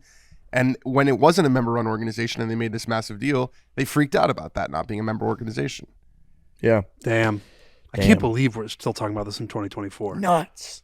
Nothing's happened. Right, that's what I mean. I was at Mother's Day brunch the other day, and one of my family friends who doesn't follow golf, he goes, "Oh yeah, I remember at your wedding, where he's all like, what's going on with that?" I was like, basically nothing's happened.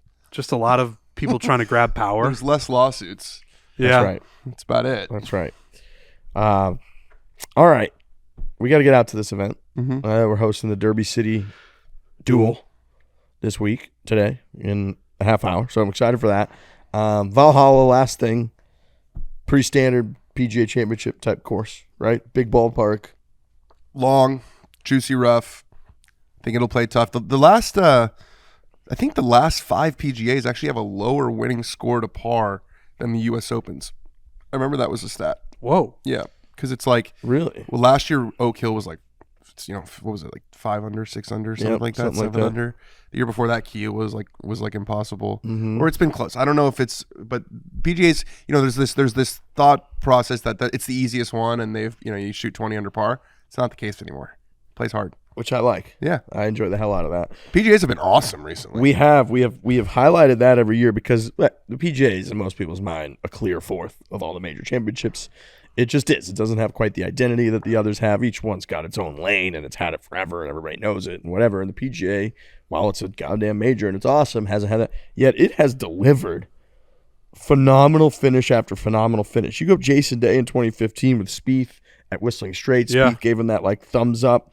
You had Brooks Koepka, Tiger Woods 2018 coming down the stretch in St. Incredible. Louis at Brooks has Reeve. really pumped some life into this thing. Yep. The next year, Brooks holds off DJ at Bethpage Black. Yeah. Where he was kind of crumbling a little bit. The next year, COVID year, Morikawa drove the green, made eagle on that 16th hole at TBC Harding Park. Incredible. Where you had DJ, Paul Casey, a bunch of names right in there. The next year was Phil Mickelson. In like Huge. kind of like took us out Fever of dream. COVID. It felt like that is a fever dream. it really is. Like that was surreal. Everybody surrounded the green on the 18th at Kiowa. It was like a year after COVID, so it was kind of like, oh wow, we're back. There's crowds. Next year, JT beats Will Zalatoris in a playoff at Southern Hills. Yep. Mito Pereira. Mito Pereira on the was the headline 72nd there. hole. Tough. And then obviously last year we had Brooks Koepka kind of holds off Victor Hovland and sneaky Scottie Scheffler. I was looking at that. I just forgot that he finished second that Me too. week. T2. Me too. But you're right. The PGA has delivered. It's like every single year, almost over the last decade, it feels like it's delivered. The last time we were here, Rory, he birdied 17 and then played up on 18. Phil was not happy. Phil was like That not was- happy about that. It was Phil and Ricky in the group in and front his of him. tee shot on 18 like almost went in the water. Yep. Yeah. It was like so close to the water, but it rained, so it like stayed on the side hill and he laid up. That was like the first golf major since I got hired at Barstool. Thinking back on that, Really? because I remember Phil being pissed, and that was a big deal. Phil was not happy. He was really mad. 'Cause they was like- Ricky in that group? Yep. But Ricky was, I Was think, in with the Phil. final group or in the he was Yeah. with Phil, and then Bernd Wiesberger was with Rory. I That's remember. right. And it was like Phil and Ricky, and it was dark, and they were like, "We'll let you guys tee off because then you can finish, but then we're gonna finish."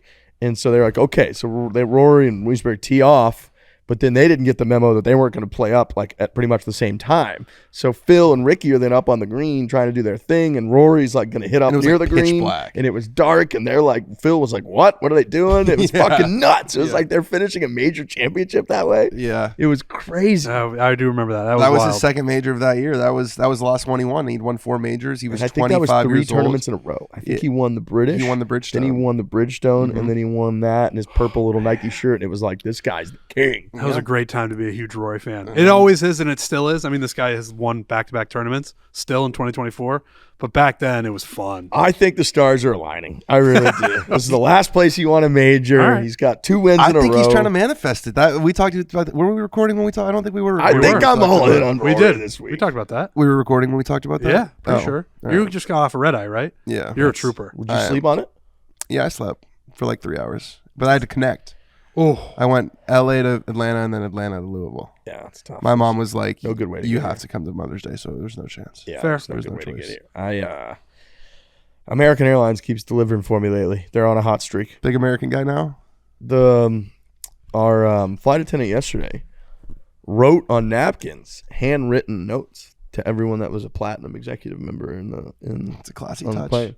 Hand, I still have it in my backpack. That's a classy It's touch. just all class over there right now. all right. All right. Alistair hopefully coming up next.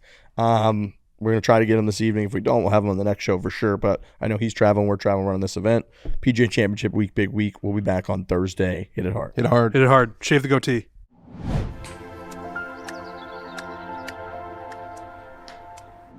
Summer is all about the freedom to have fun, but you don't need to blow your budget on a trip to make the most of it. We just had a great Derby City Duel. Yeah.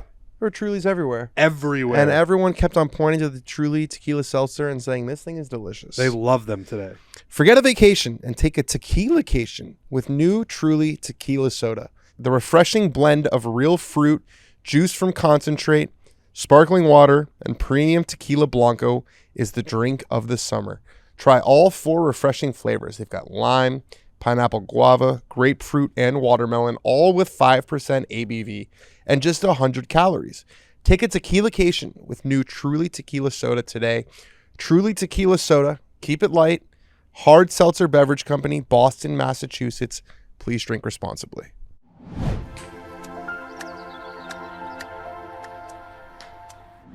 Oh, there we are. Yeah. The golf boys, the golf guys are here. Yeah.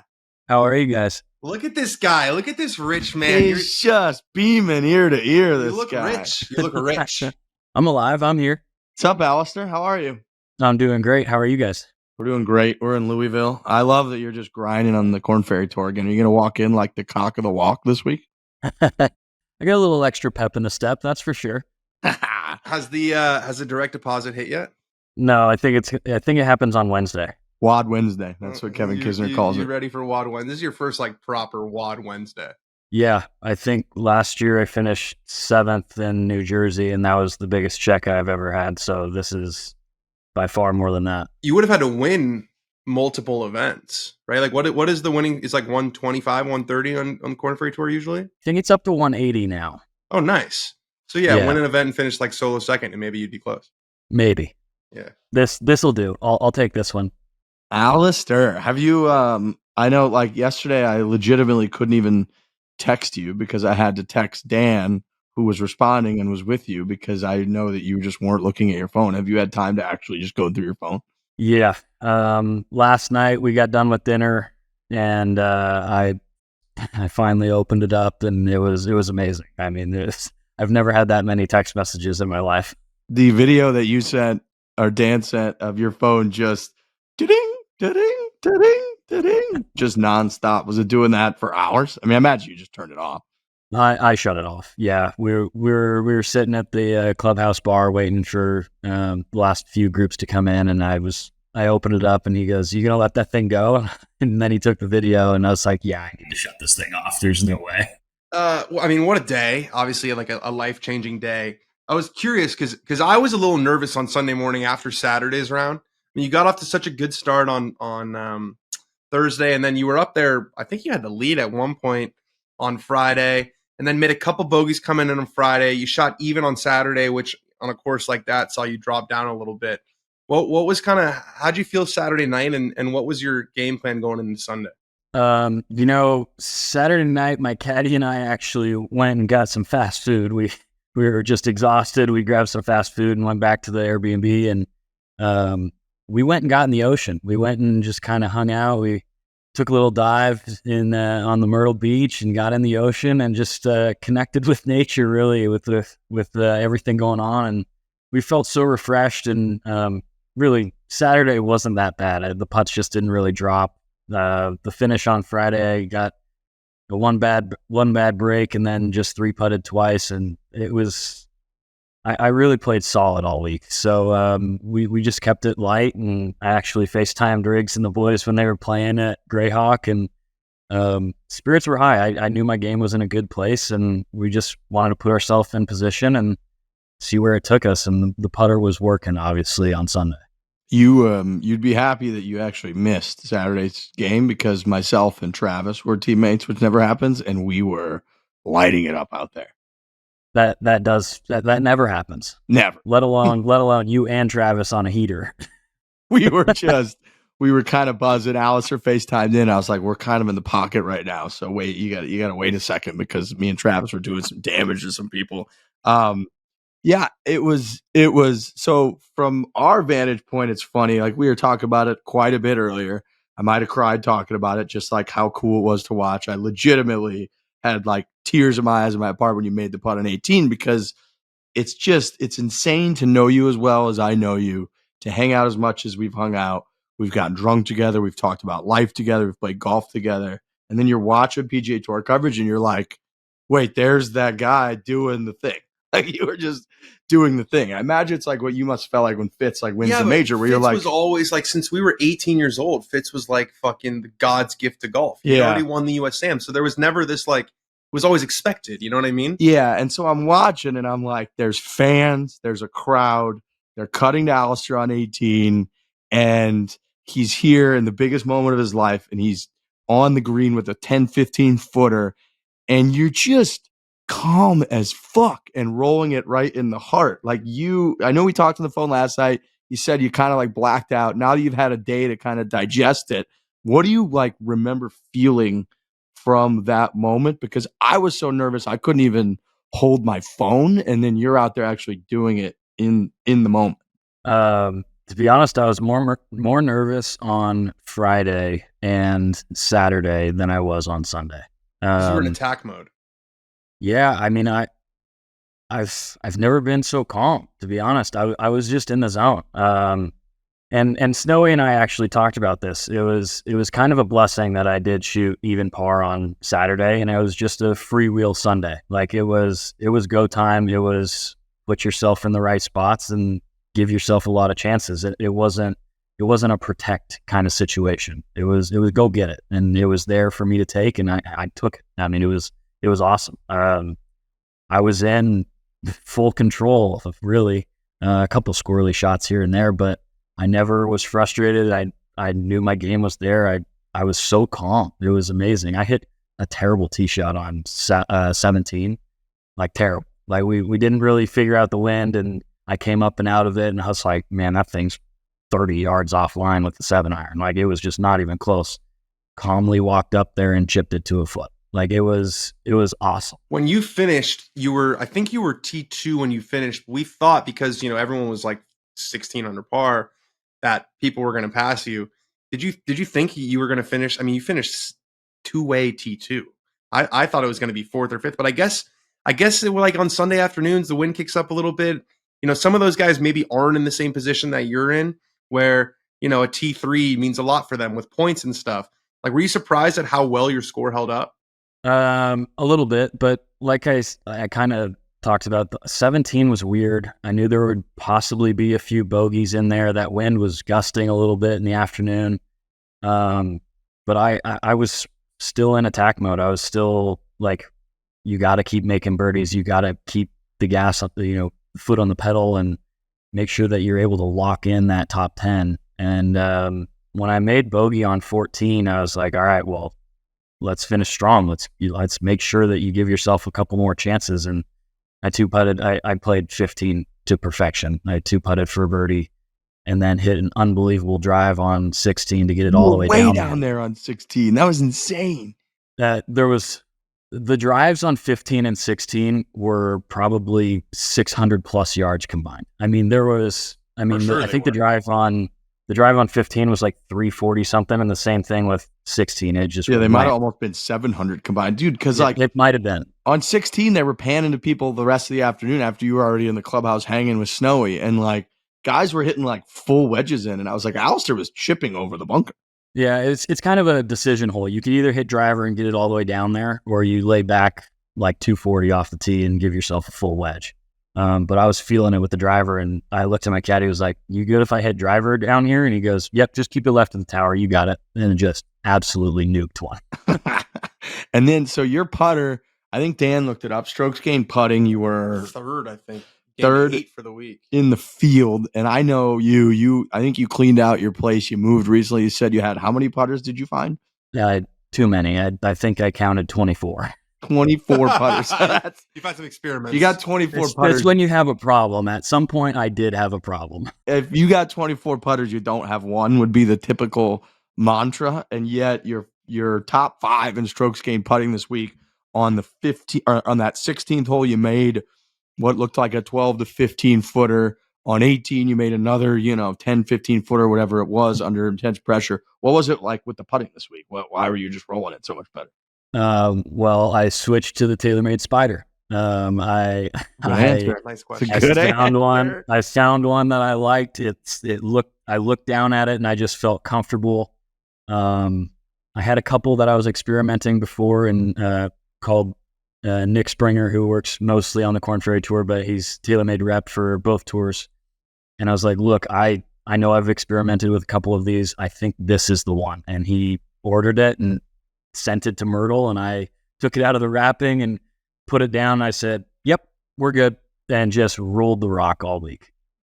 It was your best finish better than any finish you've had on the Korn Ferry Tour. You finished T2. Why do you think that is? Was there something mindset wise? Was there, does your game maybe translate a little better on PGA Tour setups? Like, how do you explain that? Because I think you've had 39 Korn Ferry Tour starts, and this was your second start on the PGA Tour, and you finished second. I don't know how to explain it, to be honest. I feel like in my lifetime, when there's big moments, I tend to step up, and that's a very good quality, I guess. That's a great thing. Better than the other way around. Yeah, even when I was playing hockey, it was the same thing. We get into a big game, and I would step my game up just a little bit more. And so it's a little extra focus, and I would love to channel that all the time.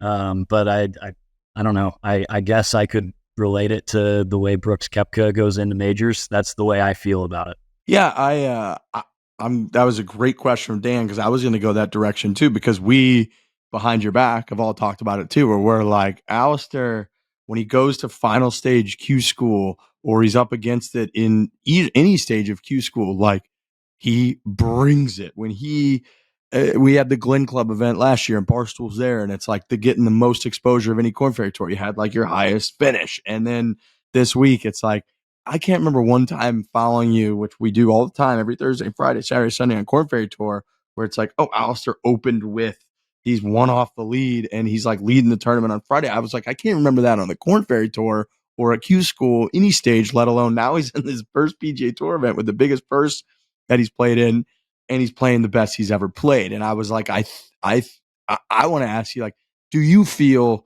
sometimes on any given event, if it's not about as big a stage as you could play, that it's a little bit tougher to lock in on every shot or get up for it or something along those lines? A little bit. Yeah. There's just a little extra focus, I guess. I was so locked in this week, and I gotta give kudos to my caddy as well, because he did an unbelievable job. Give us a story with him. Give us a story with him again. Yeah, so he's been off and on the PGA Tour and Korn Ferry, working for a few different guys. And when you guys gave me the exemption, Brandon Harkins gave me hey, if you need a guy, you should take my caddy. And I was like, well, I've never really, met him or, hung out with him enough. Like, does he know my game? And he's like, we'll play a couple practice rounds the next few weeks and you'll get to know him a little bit and you can make the decision. And we did that. We played practice rounds in Savannah. We actually got paired together in Savannah. And then we played practice rounds after that as well. And it was easy. And unfortunately, my normal caddy had to go back to Canada. And so it actually worked out. And so I asked Brando when we were in Florida, it's like, would you be open to working for me in the PGA Tour? He goes, yeah, I'm there. And so it was so easy. He made it. I mean, our game plan was so simple. He was so good with the wind. And I trusted him with everything. And it was, this is where you're hitting it, look and shoot, point and shoot. And it was kind of funny. He was talking to Joel Damon when we got done. He was like, you ever played a video game? That's what it's like caddying for Alistair. Well, we were saying that, you guys went on that dinner on Tuesday with Joel and Kiz, and you just dusted all those guys, dude. You know, that's gotta mean something for you. Like, to beat, I mean, I know the big boys were at Quail Hollow, but like, there were a lot of quality players that you beat going away this past week. Yeah, it gives me a lot of confidence, and I gotta shout out Kiz because he kind of lit a fire under my ass at dinner. And he was like, how old are you? I was like, I'm 30. He goes, you better get your shit together. I was like, my time's coming and I'm going to do this thing. And I performed this week. It's a classic Kiz line. Yeah. I love that. Like, yeah, that's so he just, he's like, you better get it together. I got to ask you how much it meant. Like, Dan Snowy is maybe the best tracker of any player that I've ever met. I don't know how, because it wasn't on TV until you were pretty much done on Sunday, and the rest of it really just wasn't really on TV when you were playing. And so your good buddy Dan, who's become a good buddy of mine now, he was tracking so well that he was sending pictures of your lie and then a video of your shot on like almost every shot and giving real-time updates. And I noticed that like Thursday, Friday, and then I found out Saturday that a bunch of other guys that we play golf with, he was also texting them as well. So I was like, every shot that he hits, he's texting all these people. I was like, why don't you just put us all in one group text, which he did. He was with you the entire week. Your family was there. It was Mother's Day yesterday. You had that moment with your mom. Like, how important was it for you that you had this whole support system for the biggest week of your golf career? Yeah, it was awesome. It's unbelievable how quick Snowy's legs move. Those little things get going. I mean, it doesn't look like he's running, but he's running to get those pictures and get the good spots. And I think there was one time on Friday, he was standing down the left side on 11, and I pulled it and he was right there when I walked up there, and I was just like barely across the cart path. And he was like, "You got this, you're good." And I'm like, "Man, I was trying to hit you. I just need you to stand in the middle of the fairway next time." So you're almost certainly into the Canadian Open. Have you received like word from the tour on how that works? Do you have to wait until the field is finalized? How does that all work going forward? Because the top 10 gets you into another event. When I signed my card on Sunday, so yesterday, I signed the form to be in the Canadian Open, so I will be there. And I just have to withdraw from the Raleigh Corn Ferry event, which is, by the way, that's one of my favorite golf courses. So hopefully we'll just perform in Canada and just see you later, Corn Ferry. Well, it is Tour. something That that would we be were the best talking thing. about, where it's like That's tough. they don't convert the points. So it is. I mean, like on one hand, it's like, yeah, you know, your goal this year is to finish top 30 in the Corn Ferry Tour. But when you have an opportunity like this, you don't have a choice. You have to keep it rolling. No, you have to take it. And that's actually why I'm playing this week in Kansas City and most likely going to be playing in Knoxville, because I need to make sure that I keep the points going for the Corn Ferry stuff. I think I'm like 97th or maybe 100th on the Corn Ferry list right now. So I need to make sure that I'm getting in the next reshuffle to keep my points and keep my status, because I only have 12 guaranteed. And everybody's going to be getting points, you know, behind me, in front of me. I got to keep pace. And I'm going to Canada. That's not a if and or buts. I'm going to Canada. And Yeah, it was a I will great be part of wearing this. That was a great Go part of your Canucks, interview. go. I enjoyed that interview where you said, they're like, "What are you looking forward to in Canada or something?" You're like, "Well, I'm looking forward to walking into Toronto with my Canucks jersey on." Oh yeah, I'm ready to ruffle some feathers. The Canucks keep going. Maybe they'll be late in the playoffs. Maybe it'll be the early Stanley Cup final. That would be amazing to wear that jersey in Toronto and kind of rub a little wounds.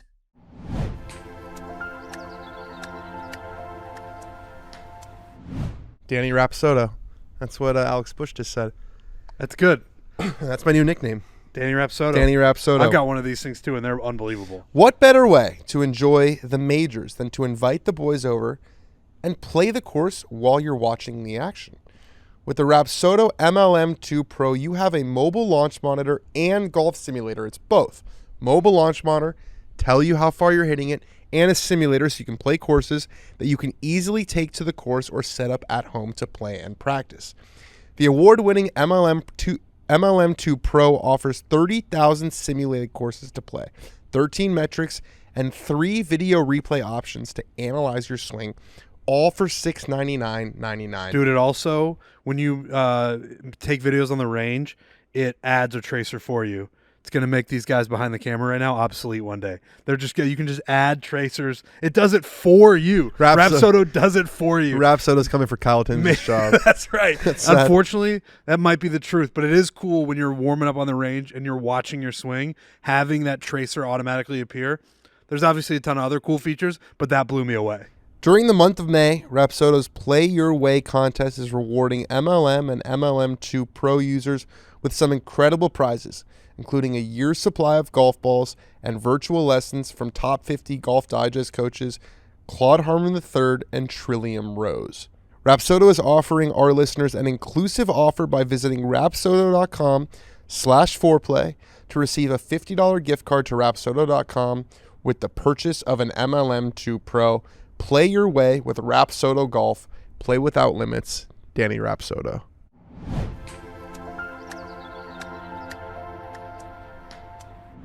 How impactful was it or noticeable was it having fans? Just because on a week in, week out basis, you know, even college golf, Corn Ferry Tour golf, it's very rare that you guys have a significant amount of fans, and a golf course is a massive arena. So even if you do have a couple thousand people out there, it looks like there's 12 people out there. Myrtle Beach, they set some records.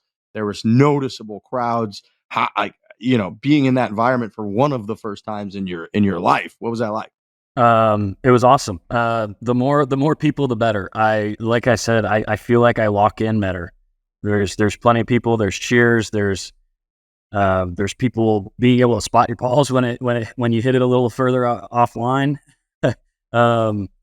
It's awesome. I loved every bit of it. And I mean, the kids out there were so great too. They're always asking for autographs, and I love doing that stuff too. So the fans were awesome.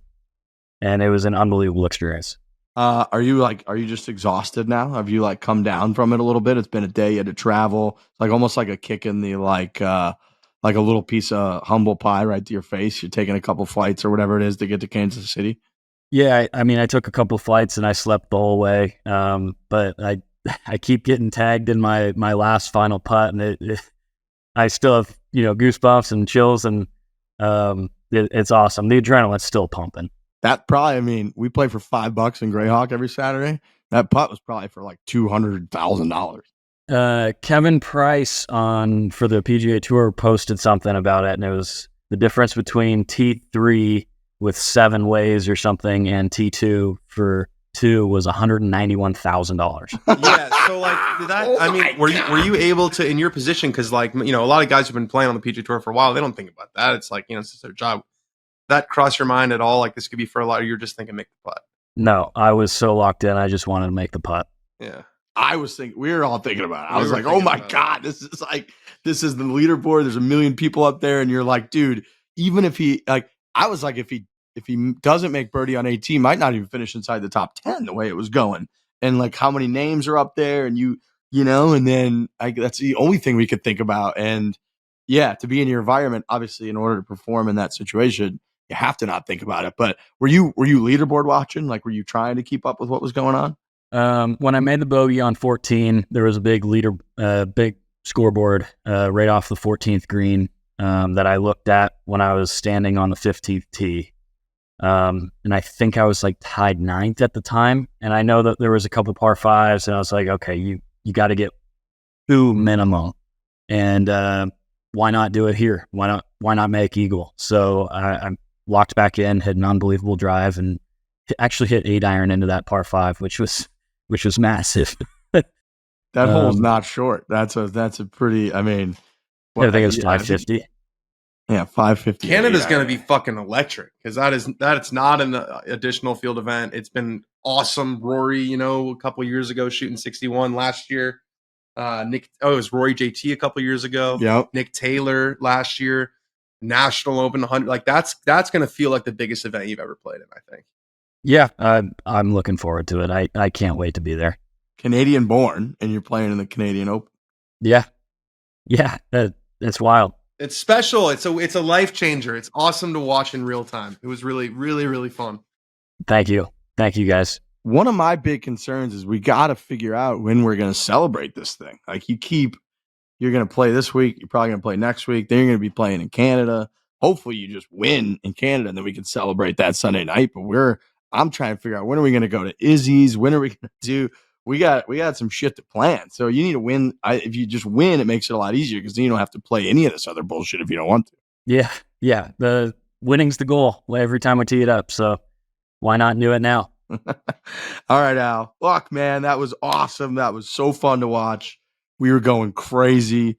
It was really bizarre because we couldn't really watch it. We were like watching it through snowy texting, and then like the Tourcast, which is actually pretty legit. Tourcast was great. Having you on Tourcast for a week was fucking awesome. Yeah, it was way better. It was like it's really accurate too. They do a really good job. So your tee shot on 18, did it hit like the right side? It was drawing, hit the right side of the fairway and kind of kicked back into the fairway.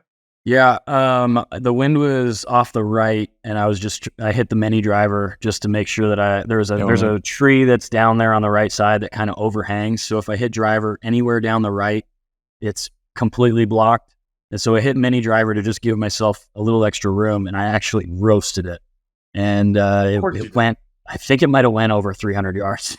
But the tree was still kind of in the way. It got a nice kick right off the right side of the fairway, but I was a couple yards in from the right rough, and the tree was still overhanging because the pin was in the far right. And I hit a nice big cut with the pitching wedge from 137, I think it was. Or at least that's what we were playing it. And yeah, I think it was 15 feet and 12 feet 8 inches. Is that what it was? Yeah. Wow. Yeah, no, I remember that because we were all in the group chat. That putt will be 30 feet by the end of this tail. we were all in the group chat, and I was like, "Fuck me, this is makeable." I was like, he's right putting. He's on the fat side of the green. He's probably putting up the hill. Like this is makeable. Yeah, there was a little bit of a green change. So I mean, we read it perfect. It was a left edge putt, and then the green held it at the end, and it broke to the right side and then just came back right in the middle. It was so awesome. It was 2-3 feet out, and I was like, that thing's going right. I love you brought your boy in there to help with the read to confirm it. Yeah, he's awesome. Brando did an unbelievable job. He's great at reading putts. I think he misread one or two, but I also misread them at the same time. So we were locked in. We were on the same page the whole week. It was unbelievable. Biggest putt of your life. And you're like, hey, new caddy that I've never had before. Get over here and tell me what this, I think this is doing this. Yep. Drano right in the fucking middle. God. I'll tell you what, we went to Pop Stroke on Wednesday night, and he destroyed us. Like he was rolling the rock. I was like, man, I gotta get this guy in. That's on what some you want to reads see. this That's week. Exactly what you want to see. Yeah. Yeah. Unreal. All right, Alistair, you're the man. I love you. I can't believe how well you did with that opportunity. I can't believe you finished second. I mean, I can, but I also can't. Like I'm thinking on 18, like, please don't chunk it in the water. And you're thinking like, I'm going to make birdie. So it's just a complete different mindset. But that was probably the most fun I've ever had following someone play sports on any level. And you just kept making birdies and it was sick. So you changed your life yesterday. Thank you, Riggs. You changed my life. So thank you so much. You're the man. All right, get some sleep. I know you got Pro-Am Wednesday. Don't, Keep it rolling this week. I know just keep fucking I know there's going. not the same person. There won't be the same crowd, but you're playing good. Fucking lock in. Keep it rolling. Yeah, will do. Thanks, boys. Congratulations, Alistair. We'll see you this week. Go get a win this week. Thank you, guys. Love you guys. See ya.